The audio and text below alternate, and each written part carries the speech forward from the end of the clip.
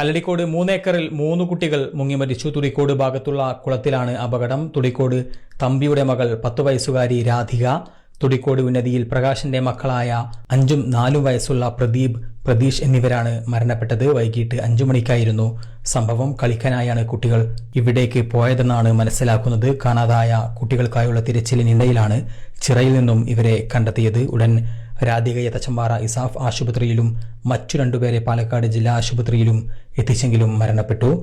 നാട്ടുകാരുടെ പ്രതികരണത്തിലേക്ക്. ചെരുപ്പ് കൊണ്ട് പറഞ്ഞു, സൈക്കിളിന് പറഞ്ഞു. അപ്പൊ ഞാൻ നേരെ ചാടി ഇറങ്ങി. ചാടി വരുമ്പോ ഒരു കുട്ടിയെ കിട്ടി. എനിക്ക് ഒരു കുട്ടി കിട്ടിയപ്പോ പിന്നെ ഒരു കുട്ടി പൊന്തി ചെയ്തു. അത് കണ്ട് പിന്നെ 3 കൂടി കാണിക്ക്. അപ്പൊ എപ്പോ പോലെ കാണാണ്ടായപ്പോ കുട്ടികളൊക്കെ ഒരു 3 പറഞ്ഞു.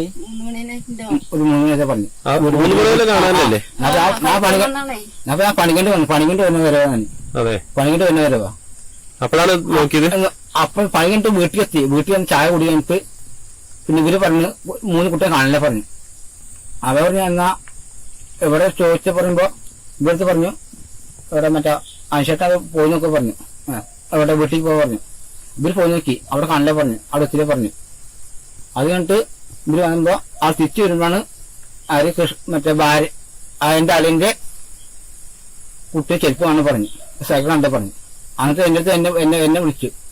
ഇവരിതാ കുട്ടിയെന്ന് പറഞ്ഞു. ഞാൻ ചാടുമ്പോ കുട്ടികളുണ്ട്. ഇറങ്ങുമ്പോ ആ സംഭവം അവർക്കുമ്പോ കുട്ടി കിട്ടി. കിംസ് അൽ ഷിഫ സൂപ്പർ സ്പെഷ്യാലിറ്റി ഹോസ്പിറ്റൽ പെരിന്തൽമണ്ണ.